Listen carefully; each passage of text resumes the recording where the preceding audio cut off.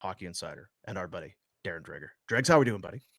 Well, I'm listening to the ad from Crystal Waters, and I'm dealing with something at Lake of the Prairies. My place out there, man, I got stuff going on. It's got some in-floor heating issues, and it was like minus 27 in Manitoba last night. Already. So yeah, it's damn cold there. So, but Dougie, my neighbor, who's my site manager, this guy is tremendous. So he and his lovely wife, Lynn, are getting on a plane tomorrow morning to go to Mexico, but he's literally willing to delay that trip. No, just to make sure that he just said that it's it's being handled. But anytime you hear plumbing or heating, not to get too deep into this, but especially when you don't live close by, man, you're sitting there going, what is this going to cost? But I don't know. It's like a board of something and an element of some other thing. And I don't know what's going on. Well, I'll talk to Crystal Waters. I'm not sure that's in their jurisdiction. But I mean, we could text afterwards. I got a bunch of donkeys out in Roblin. That's true. They're not good at much, but they are actually decent humans who will help with that sort of stuff. So you said it, man. Okay. Donkeys. Yeah. Yeah, they are a bunch of donkeys out there, but they would be pumped to help you out. So we'll text that after the show for sure. Some of them are actually kind of handy at stuff like that, which is kind of weird. Let's get into it. No games yesterday. It's nice it's nice of the NHL for Bettman to let the NFL have their day. Otherwise, who'd be watching football yesterday? Mom and Pop Shop. Good to see them give a little space there. If there were any hockey games going on. I saw you on the insider trading, and I'm sure a lot of people saw it on social media. You did have some Flames news. Nice of you guys in the East to pay attention to us, little guys out here in the West. Again, it's another one of those things. It's nothing that's pressing or imminent, but the Craig Conroy and the Flames are good chance they're going to be involved in some way, shape, or form moving forward towards the deadline here. Yeah, and look, this isn't news breaking. We've talked about it before, and everybody knows that, the Flames would like to add a centerman, but, Connie got a little more specific on the Rain Dregs podcast, which dropped yesterday, and talked about kind of the type of centerman that he's looking for. And it's a pretty age-appropriate individual, somebody who, again, is going to grow with this group, but somebody they can lock into for the next 3 to 5 years. And he's talked about a top 6 guy here. So 1-2 center. And he realizes that that's a lofty wish list. I mean, who's parting with a piece like that that's quality? It's very, very unlikely, but you got to put your lines in the water, and he's done that. And then furthermore, you look down the path and you see the March 7th trade deadline. And, as we're talking here, we know the Calgary Flames are a top 10 team in the National Hockey League. Well, what if they don't drop? What if they're as deep into it as they are today, or they're at least, more or less a playoff lock when you get to around the 7th of March? Then what does he do? And like every general manager, even when you face the somewhat unexpected, which is, again, the Calgary Flames being where they're at the trade deadline, you feel a sense of obligation, certainly not to mortgage the future, but to bring in as much help as you can afford. So he's not willing to say he's going to be aggressive at the trade deadline. I mean, hell, it's months away. But if this team is still very much in the thick of things, then they won't mortgage the future, but they'll do everything they can to reward the group for a job well done. We've talked about this a bunch, Dregs. Like, it's exactly what they need. How often do you see a player or an asset like that actually change hands in season? Like, is it once every 2-3 years? Like, it seems rare to give up someone 22 to 25 that's a centerman that could play in the top 6. Even your older players, right? Like, and we're being very specific to center, but that's why there was some shock and awe when you saw Chris Kreider's name hit the speculative wire earlier this week out of the New York Rangers, and only because players like that normally aren't traded in season, but it does happen. And I think back to the deal that Buffalo and the Vegas Golden Knights made for Jack Eichel. That was not an easy deal to make, right? It wasn't. There was the uncertainty of Jack Eichel's health. The tens of millions literally guaranteed based on his contract. So I kind of revisited that whole process with Kevin Adams earlier this week, and he said, you know what, truth is, McCrimmon and I were dealing on this for months. So that's when a deal like that happens in November, it's only because the seed was planted a long, long, long time ago. And I'm getting more of that in conversations that I had this week with general managers, including Conroy around the National Hockey League, is that, okay, this is what we want. Here's what we feel we need. So you just lay it out there. And you do have to be willing to talk about some of the pieces, parts, assets that you'd be able to include in a deal. He's not going to speculate on that with any of us in the media, but that's how the process starts. So it's unlikely that a player of that significance, that perfect fit for Calgary is going to land anytime soon, but they're doing okay without it. So maybe that's part of the bigger list as you get into February. Are you buying the Kreider stuff out of New York? He just scores power play goals. He leads them in so many ways. It feels like it's almost one of those, if you guys, heard his name in the rumor mill, right? Yeah. And honestly, that's the sense of most general managers. And look, this isn't rumor related stuff here, fellas. I mean, Chris Drury literally sent out either an email or a text message. I think he started in the West and then shifted over to the East saying, okay, here are the players that I'm willing to talk about. And Jake Trouba and Chris Kreider's name are on that sheet. Well, again, Jake Trouba wasn't surprised because he went down this road, at the draft.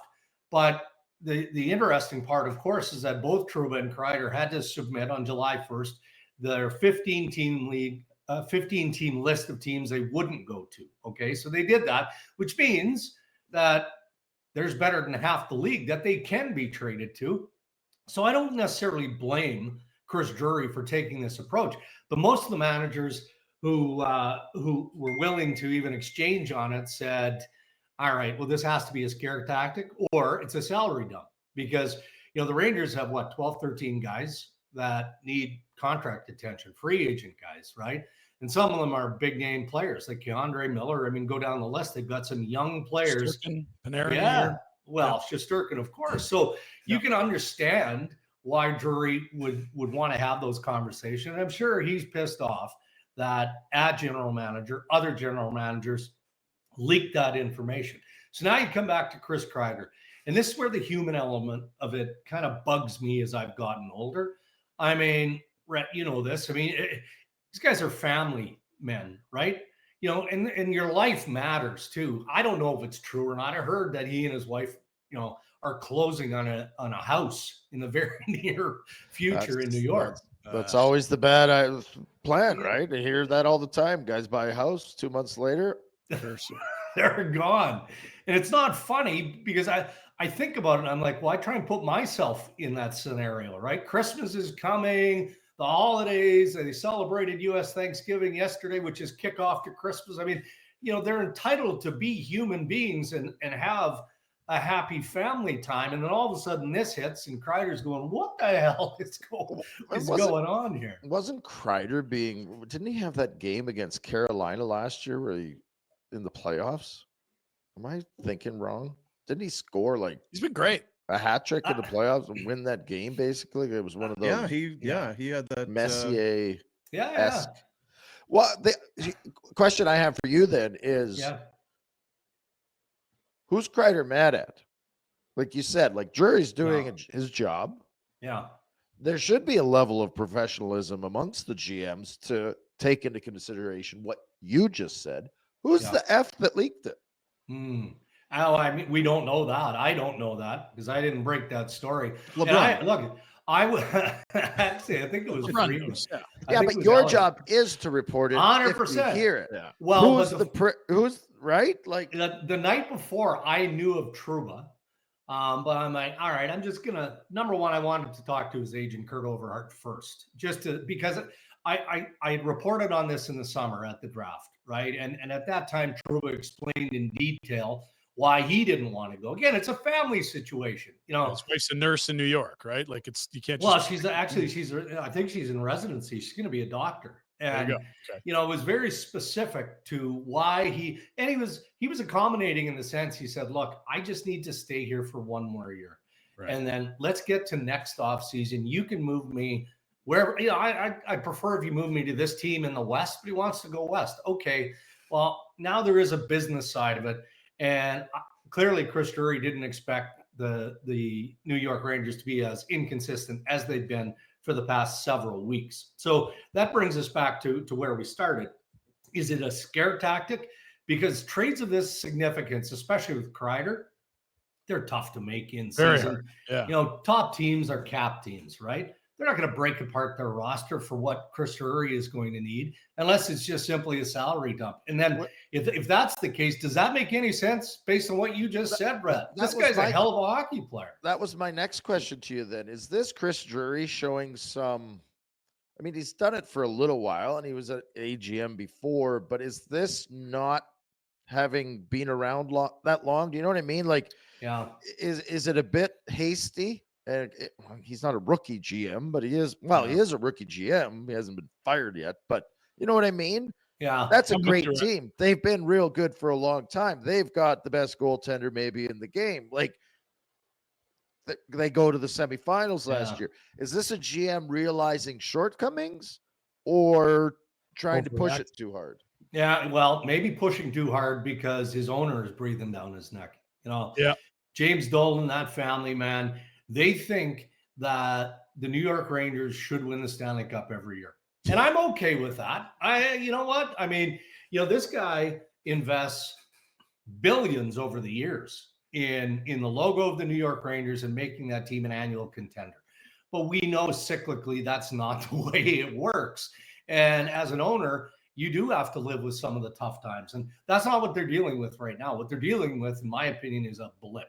Yeah, maybe they're not as deep as we expected. They're certainly not in a position to go wire to wire. But make that comparison to the Oilers, went to Game 7. And they don't look anywhere close to the team that went to Game 7 last year against Florida. I mean, that's just how difficult it is to be as successful as you need to be in the National Hockey League. So I think it's a combination of things. Maybe Drury, because again of the boatload of free agents that he has to deal with, can see that window closing a little bit.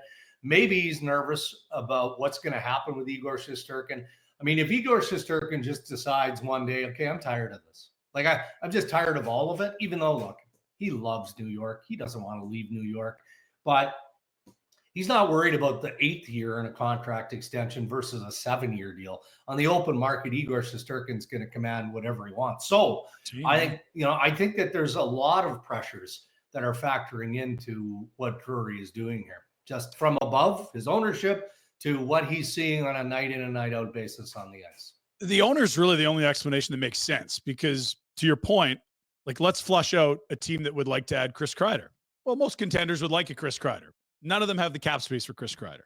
Correct. And what do the Rangers want back for Chris Kreider? Probably not picks. They want to win this year. Yeah. And so what contender is going to give up roster players and have to do all the cap gymnastics just to swap active players? Yeah. Like the types of teams that you can make a deal with have cap space and will give you players if they're not contending. Those aren't the teams that want a Chris Kreider. Like it just, there's such a small list of fits and then half the league's on a no trade. Like, I'm sorry, you're keeping them. Yeah. And you're not wrong unless and you can't counterbank on this, the unforeseen and the unexpected. And that's a major injury that takes a key forward out of the equation for months, past the end of the regular season. So you play the game of the Vegas Golden Knights, and miraculously that player is ready to come back for the playoffs. So, but yeah, I mean, you can't count on that, but it's a constant reminder, and I kind of appreciate it. But then the soft side of me doesn't, because of the reasons that we talked about earlier, the human side of this. But from a business perspective, I feel like the only thing maybe that could have and should have changed is, don't you go to Chris Kreider if you're Drury and say, look, man, I've got your list. I know at some point we talked about maybe the idea of moving you in the offseason, whatever, but I need something to juice this team. So don't be surprised if your name somehow leaks out. I hope it doesn't, but just so you're aware. And maybe that happened, but I feel like we'd know if that had happened because there was some shock and awe in that room. I know that. Half goal a game, on pace for a 4th consecutive 35-plus goal season. Okay. On a real good team. On a contender, yeah. And look, I get it. Washington's surprised, and they're good. You've got Carolina in their division as well with, an improved New Jersey club. Like, it's not easy, but like, they're still contenders, guys. They're just not. So not to bury the segment entirely in the New York Rangers, I think a sneaky good pickup is Kappo Kakko. And his name has been out there before, but I think Drury, again, has been big game hunting by dangling that sort of bait. I mean, second overall, 2019. But check out his ice time. Now, it's gotten better, I think, in the last 5 games or so. But his ice time would suggest that he's just not a trusted player. And I'll tell you, and you never know until these guys play full-time in the National Hockey League. When he was drafted that year, he played in the Men's World Championship as an 18-year-old for Finland. I couldn't take my eyes off this guy. Like, he was just this big, dominant, just beast of a human being, like protected the puck so well in the offensive zone, hunted the puck in the corners, could fight off checks, went to the front of the net. He was just a big, pesky Finn. That's what he was. And I think it's still there. I just think that he feels uncomfortable in that environment. He clearly hasn't earned the level of trust with the New York Rangers coaching. Now it's Laviolette. Before that, I mean, he just couldn't. It feels like he's ready for a fresh start. And I think if he gets that fresh start, you're going to see some offensive upside there. Kind of feels like Sam Bennett, boys, doesn't it? Like, it does. Or Jesse Puljujarvi. Yeah. Well, you hope not that. That's a good point. You really hope it's not that, because he was also top 5. A big monster that was hard to handle. Totally. Yeah. A little bit. No, that's the type of guy Connie should be honing in on, right? Someone that's fallen off the depth chart on a competitive team that can rebound in his second stop. Maybe. American Thanksgiving, we're past that mile marker now. And I look in the East, it kind of feels like the teams that are in are the teams we're going to see. There'll be some shuffling. I don't know who's going to really threaten, even though as we sit here today, it's a matter of 1 point, you're in, you're out. But I do wonder if that's how it's going to shake out. And then in the West, I mean, the Flames are in. Are they going to be in? The Oilers are out. I feel like they're going to get in. Yeah. Who else is maybe threatening it? It almost feels like we're kind of there. Less so in the West. I think there's a bit of definitely movement there, but in the East, it kind of feels like it might be buttoned up in a weird way. It could be, but then I look at the wild card spot and you see the Rangers and you see Tampa Bay, right? Who Boston in there played more than the other teams. Boston ain't out of the woods yet. Yeah, no, not by a long shot. And that's the team that will drop for me if they drop. But who's pushing? I mean, Right. Detroit, as we've talked about, needs to make the playoffs. They feel like they've got to stay competitive. Otherwise things are going to turn there in an ugly way. And in the West, you've got all sorts of possibilities and scenarios that are going to unfold. But I also think just because, and regardless of what the wild card picture tells us today, because you have so many teams that are gummed up in close proximity point-wise right now, that always puts a damper on the possibility of trades. So we can continue to speculate and talk about what this team wants and this team is looking for. And, thankfully, we do have some players in play that we can talk about. But when you're that tightly gummed up, you're a little weary about shaking things up too much, unless there's a perfect fit, and there never seems to be that. Yeah, Flames are 3 points from leading the division, Dregs. They're also 3 points from being outside of the playoffs. It's wild. Yeah. Like, it really is a tight pack. I feel like it's kind of that way every year too, though. And then you get to the end of the year, there hasn't been a whole lot of change, but it's more on the other side. It's who's going to push one of those teams out. Can Buffalo, they're 7-3 in their last 10. Can they continue to push? I don't know if it's Detroit. I don't know that it's Philadelphia. Columbus, who the Flames will play today, will talk to us, I guess, after this game. They're pesky, though. That Columbus team is a pesky group, man. They play hard for Dean Evison. They do. They score too, boys. It's a dangerous team. Yeah. Like they're seventh in the league in goals per game. They've got some weapons. They're big. They're young. Well, you know what I am confident saying, though, is that the Predators are not going to turn this thing around and get into the playoffs. They are now officially last in the league, which that was not on the Barry Trotz bingo card. You saw the vote of confidence the other day, right? I think it was a report out of Nashville. Kiss of death. Yeah, poor Bruno. He got the vote of confidence from Barry Trotz. Rhett has a bet with Noodles that Noodles thinks they're going to get in, and Rhett's like, it's not happening. And Rhett, you've heard him from the beginning of the year. He just doesn't like that huge chemistry shift that they made, albeit good players, but he just thinks too much too soon. Is Rhett going to be eating steak courtesy of Noodles in spring Cheese or toast, what? Dregs. I mean, toast. Cheese toast. Yeah, like they're right now, aren't they 7 points out of a wild card spot in the West? Yes. 23 games played. And they've played more than the people they're chasing. It's tough. I mean, there just isn't enough going right there. And it's not like they've had blips. I mean, this is right from puck drop at game 1 of the regular season. You know, normally by the 10-game mark, you start to see guys settle in, and they haven't even come close to that. They're fighting in practice the other day, which I'm fine that's with, good. But Yeah. well, it can be good unless it's not good. If you're fighting because you're competing and fighting because you're pissed off at each other is two different things. They've won consecutive games once this year. Yeah. They had 3 in a row against some bad teams, Columbus, Chicago, and So Boston. does this reek of curiosity question? So we trade for and we get Huberdeau in return, and Treliving gives them the big deal, and I was like, oof, I wouldn't have done that, but whatever. Right. Yeah.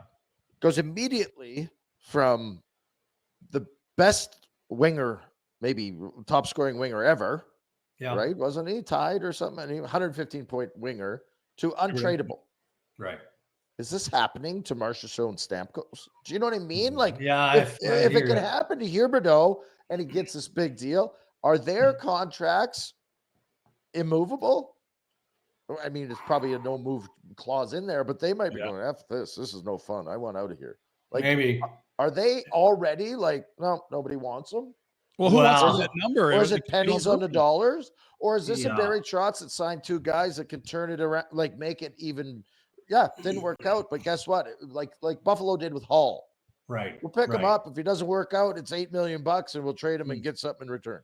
Well, that would be the scenario that would have to kind of play itself out. And, then you're looking at, John Marchessault isn't going to Columbus or Utah, right? Like, I mean, a team's got to have the salary cap space to take on something like that, unless he's just wildly unhappy. And, then if you're Trotz and you're the Nashville Predators, the only way you're making that work is taking contracts back. And probably 1 or 2 of them aren't going to be contracts that are going to make you better. So are you just hold it? Like, I got to tell you, I'm not questioning Barry per se, but even the Philip Tomasino trade to Pittsburgh didn't register for me for what, I don't know what kind of player he's going to be. I watched him play minor hockey a lot. And I mean, what does that tell you? It doesn't matter.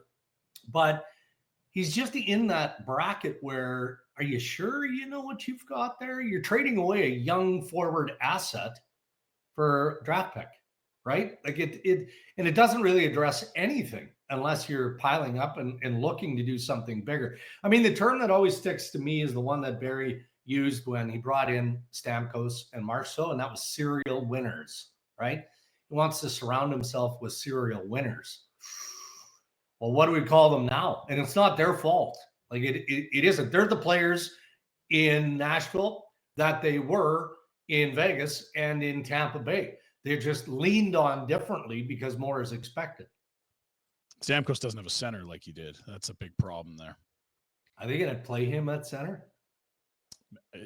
I don't know. That's not where he's been in Tampa. No, I know, but there's been some scuttlebutt about that, and I'm like, I guess he's willing to try anything. For clarity's sake, it's a 15-team modified no trade clause for Marchessault, and it's a full no movement clause. You can't even send Stamkos to the minors. No. You might have to eat salary to move the guys you just paid if you wanted to move. I haven't spoken this guy. Yeah, I wouldn't count on it. Anything more on the dysfunction at Edmonton? Anything? I was actually a bit surprised that didn't grow more legs, and I think they actually won the next game. Yeah, they blasted the Rangers, I think. Yeah. So it probably kind of, just kind of quieted things down there. No, it's exactly what it was last week, right? I mean, they're still looking for help on that back end, and it doesn't seem to be coming anytime soon. And just planning for Christmas. Yeah. And before that, we've got the Four Nations Faceoff roster, and Wednesday. Zach Hyman be on the team or off? I wouldn't bring him this year, Dregs. What's he done this year? No, I'm with you. Yeah. I'm with you. But and really, like, people are saying, what's this term all about? It's like, well, you want to start building the business model, but really there's the Olympics in a year too. The Canadian GMs want to know what the hell they're working with next year. You kind of want a ghost roster that you can take to next year's tournament. So this one might surprise you guys, but I'll tell it as quickly as I can. But Yzerman, Mike Babcock, when they prepared for Sochi, That's coming out of Vancouver, right? They win gold in Vancouver. The golden goal was Sidney Crosby. They didn't like that team. They did not like their team in Vancouver. They thought it was flawed. They win gold. Okay, that's great. So in preparation for Sochi, they said, we don't care if we win every game 2-1. We're going to take skilled players, but they're going to be players that are super responsible defensively. And, it's kind of shaped out that way. That's exactly what Doug Armstrong and the group that's managing Canada for the Four Nations is thinking. So I say that, and I mean, Hyman's a pretty sound defensive player, but you look around, I think we could see 3 Tampa Bay Lightning players on that team. Hagel, telling you. Brandon Hagel. I think Anthony Cirelli is like, his DNA runs through the veins of John Cooper. So he could be your fourth line center. And then, of course, you've got Braden Point, right? So he's already been named. Yeah. Yeah. So there's 3 guys. But what if that fourth line looked like Cirelli, Tom Wilson, maybe Adam Lowry? I'm gonna say sneak a Lowry in there, maybe. That's a nasty line to play against their Oxes, those guys. But I'm telling you, fellas, again, if they adhere to the script that they used in previous international events, I could see it happening. And there's going to be some people disappointed out there that certain stars aren't going to be part of it. Yeah, if there's no Hyman or Tavares, you'll hear the fans crying. But that fourth line is way harder to play against. Rhett won't be But the disappointed. players will be pumped because they're going to Mexico instead of staying at the room. Yeah. They say there's hype, but I'm not feeling it, man. Oh, I know I got to work next Wednesday, and normally I don't. So you're not But I pumped will. for sure. Hump day. I'm all right. Yeah. Looking forward to it. Do you get the okay, so we really need to let's bring some energy. We'll be excited. I know some people, we're feeling that the sense out there is that maybe people aren't excited. So let's really, let's help build that excitement for this. Let's He's the producer of this. Yeah. Yeah, if it was on our network, I might, but since Yeah. it's on rival networks, I'm not Fuck even 'em. sure. I'm not even sure I'm going to watch it. I might. There you go. Yeah. Me neither, Dregs. Oh! I got so much on the go. I got this hot water tank out at Lake of the Prairies I got to take care of. I got a lot on my plate. You got lots going on. So busy. Yeah, so busy. You're a beauty, pal. I'll text you if you need. We'll figure some shit out there if you need to. You're Don't the best, expect buddy. your liquor cabinet to be full when you get back. Yeah, That's they the are problem. dogs. Yeah, Hey, Airbnb, only $800 a night for you, Boomer. yeah, that's right. Wow, deal. The currency is brown liquor out there. That's how things get How many paid and bottles? get No, done. no. It's clear and it's illegal. Yeah, that's tradition. Yeah. Appreciate you, Dregs. Have a good weekend, pal. Yeah, you too, guys. There he is, TSN Insider, our insider. Hey guys, thanks for watching. Be sure to check out more of our content right here on the Flames Nation YouTube page. We had a bunch of great long form interviews. You can check out some videos we've done as well outside of the studio. And of course, if you want more writing or merchandise stuff, flamesnation.ca or nationgear.ca. Appreciate you watching.